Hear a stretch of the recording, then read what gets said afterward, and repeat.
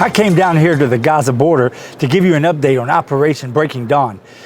Literally 16 minutes at 4:16, this whole thing broke off. 16 minutes after we put out our TGR news broadcast. This week I was planning on putting out a video of the ancient city of Gaza, but because of what's happening now, I put that on hold. Hopefully we'll get to that next week, and I want to tell you what's going on here. At 4:16, the IDF took an airstrike and took out between 15 to 20 Islamic Jihad terrorist activists in Gaza. And this thing's been going on since then. That was on Friday, this is Saturday. Today, by the way, is Tisha B'Av. It's the day that we mourn and remember the fall of the Second Temple. The reason I brought up today is Tisha B'Av, and it's the day we mourn and remember the fall of the Second Temple, is because every year that the Jews go up to the Temple Mount to pray for remembrance of the Second Temple, during this time, from Gaza, they fired a large barrage towards Jerusalem to protest it, trying to get the Israeli Arabs involved and Hamas involved and everything else.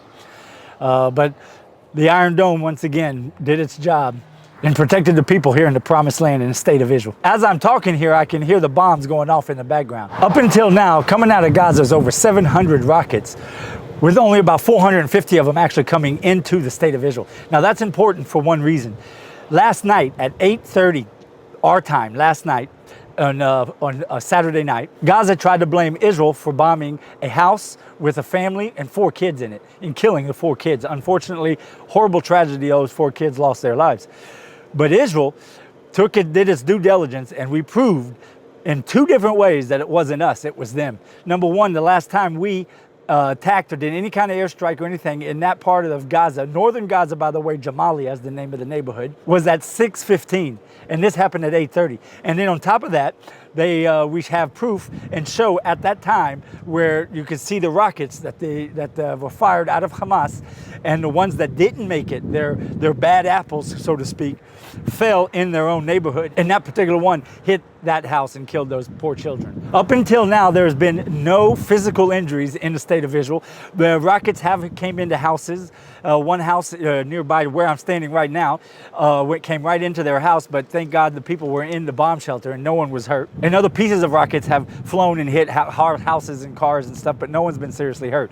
The only injuries in Israel during this past 3 days or 2.5 days has been psychological damage, especially with the children being bombed and all that's going on now. Right now, up until now, where we're at right now, which is Sunday, at 8 o'clock, both sides, through the Egyptian talks, have agreed to a ceasefire at 8 o'clock this evening. God willing, it'll happen. No one wants war. No one wants kids dying like they are now because of the misfires of the Islamic Jihad in Gaza. So we hope that comes to an end pretty soon. I'm standing right here as furthest I could get to Gaza, which you can see Gaza right over the back of my shoulder. I don't know if you can see it in this frame, but I came all the way up to this block where the police are blocked and you can't go any further now.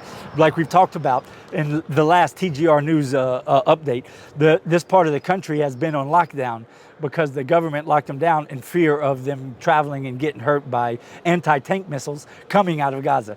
Because we know that was a potential threat that they put out, that if they see anyone driving up and down the roads, they would shoot anti-tank missiles to kill them. What I'm showing you now is right behind me, it's Jamalia.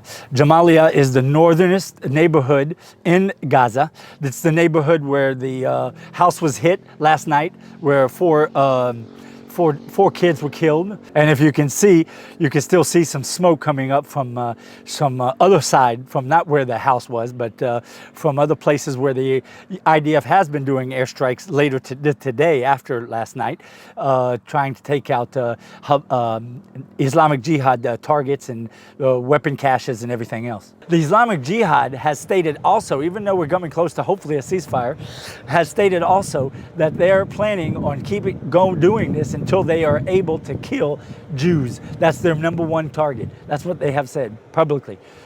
They're going to keep going until at least they killed a few Jews. During this Operation Breaking Dawn, the Iron Dome has been able to stop 96% the rockets coming in. And the rockets that it didn't stop did not physically harm anyone.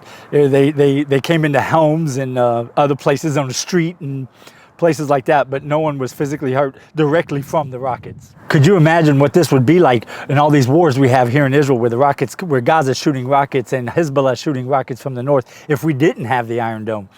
I tell you what, the terrorists on the other side of the border should thank the Lord that we have the Iron Dome, because if we didn't and all those rockets were coming in and actually killing people, we would have to react completely different than we have the privilege to do now, to not push too hard back, because we know at least our public, our people are safe. So the terrorists should thank their lucky stars that we have the Iron Dome, because if we didn't, they'd be in much bigger trouble. And it's not like they would stop firing, because that's all they want. They just want to kill as many Jews as possible. Just recently, we've had a big barrage of rockets going up into the central part of the country. Another thing is usually when you have these ceasefires come up, usually what ends up happening is they say it's at 8 o'clock. So right before 8 o'clock, they like to do another big barrage to act like they go out with a bang, so to speak. Okay? Bezizo. Well, I was just told that there's another big barrage coming in right now into the state of Israel. Once again, it's to center part of the country and the areas close to Gaza. Well, I can't say in this one, hope you've enjoyed this video. There's not much here to enjoy, but I will say, join us on thegoldenreport.com. And another thing is, everything we've talked about here and more into depth, we'll get into in this Friday's broadcast of TGR News on our YouTube channel. So thank you for watching. Bye-bye.